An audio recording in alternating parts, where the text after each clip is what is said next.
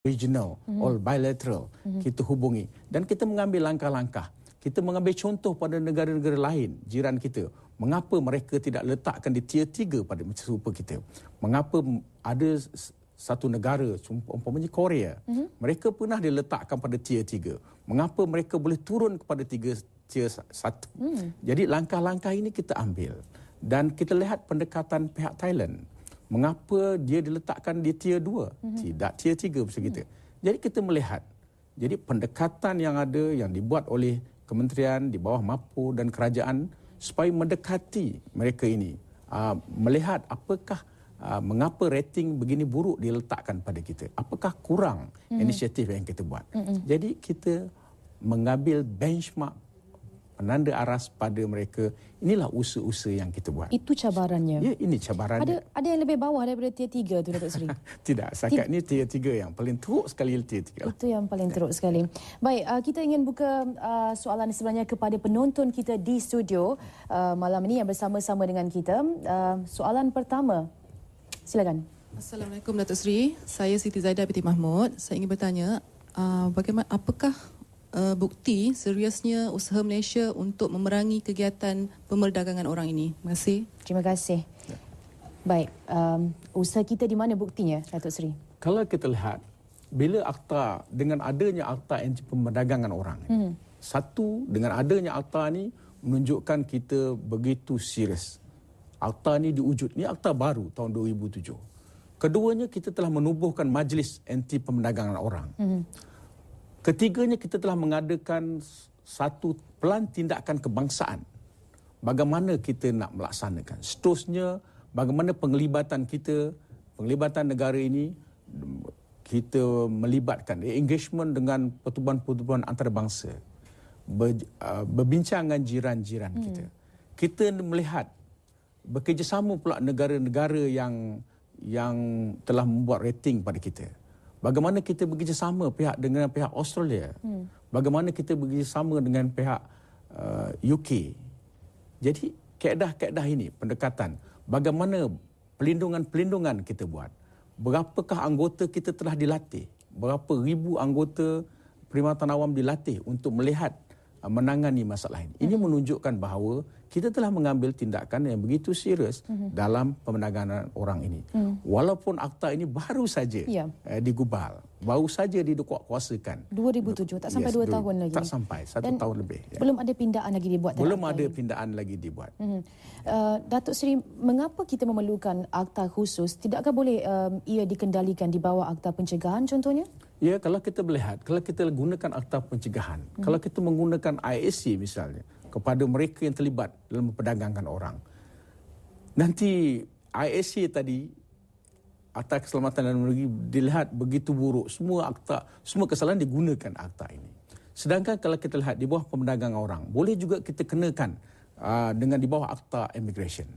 Di bawah akta immigration kita dapati penalti yang dikenakan begitu ringan.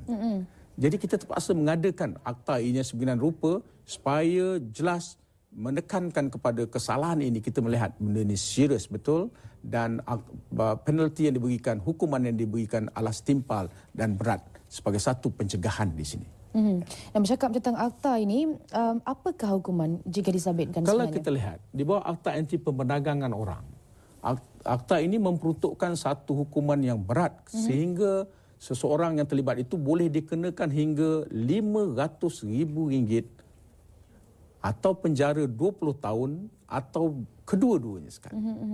Kalau kita berbandingkan dengan akta immigration, paling tinggi dia ada RM15,000, 5 tahun penjara atau kedua-duanya sekali. Kita lihat, ada perbezaan. Di bawah akta anti pemerdagangan orang ini, kita nak melindungi mangsa. Sedangkan di bawah akta immigration, dia hanya memberikan, menghukum pada mereka yang tak ada dokumen, yang tinggal lebih masa, kesalahan masuk secara haram. Jadi di bawah akta anti pemerdagangan orang, mereka yang terinyai tadilah mangsa yang nak kita bantras, mereka yang terlibat atau dalang yang bawa masuk menjual orang tadi. Dan adakah setakat ini dalam masa tidak sampai 2 tahun akta ini digubal, ia telah mencakupi kesemua aspek dalam jenayah ini ataupun memang dalam proses untuk sebarang pindaan? Kalau kita lihat di bawah Akta Anti Perdagangan Orang tahun 2007 ini, istilah penyeludupan orang tidak terlepas di dalam akta ini hanya menyebut pemerdagangan orang. Tidak menyebutkan penyeludupan orang. Itu ada beza? Ada perbezaan. Ada bezanya. Jadi pihak kerajaan,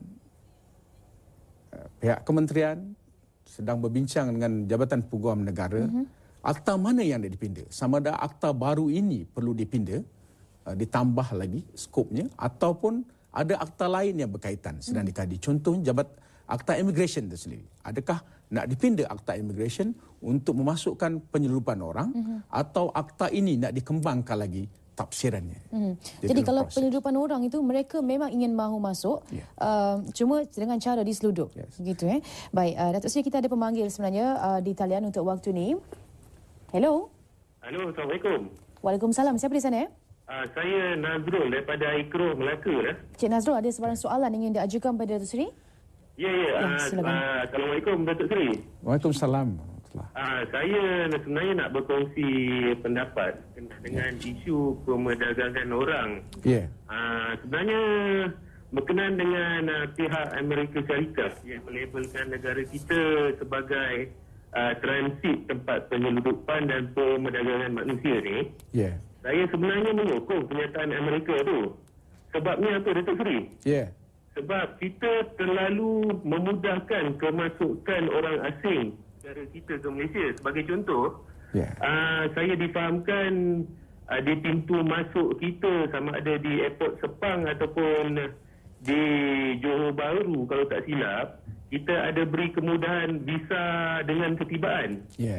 Maksudnya mereka yang tak pakai visa tu boleh terus datang ke negara kita, sampai di airport ataupun pintu masuk kita, mohon visa tu boleh terus masuk je. Jadi isunya sekarang sini tu, kerajaan kita terlalu memudahkan sangat kemasukan warga negara asing ke Malaysia ni. Apa pendapat Datuk tu? Okey, terima kasih Cik Nazrul. Kemasukan asing mudah di Malaysia dengan VOA itu bagaimana, Datuk? Kalau kita lihat satu pihak pelancongan, kita melihat industri pelancongan satu sumber pendapatan negara.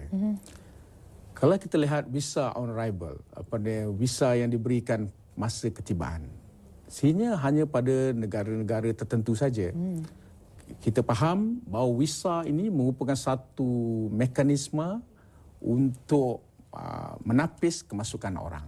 Jadi ke negara kita, pasti mereka sebagai pelancong ataupun pedagang yang sah dibenarkan dengan ada visa. Jadi visa diberi masa ketibaan, visa on arrival tadi.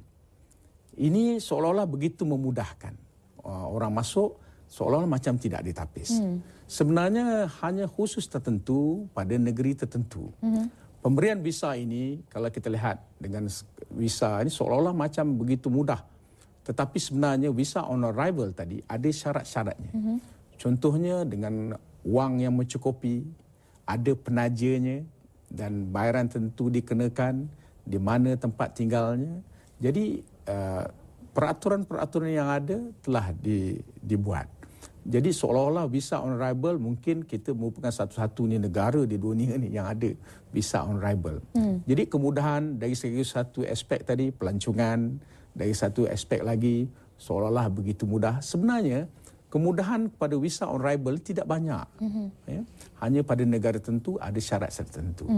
Dan adakah ia telah memberikan masalah kepada kita sebelum ini, kepada pemegang, maksudnya dari segi pemegang-pemegang VOA ini? Jadi kalau kita lihat pada masa dahulunya, pada masa kita melaksanakan visa on arrival, kita nampak ada kelemahannya. Contohnya kita tak dapat mengesan mereka untuk pulang. Sekarang dengan langkah-langkah yang ada, mereka yang mendapat visa on arrival kita masih dapat mengesan di mana mereka tinggal, penajanya dan kita dapat mengesan sama ada mereka meninggalkan negara atau tidak. Jadi ia bukan lagi masalah kepada kita.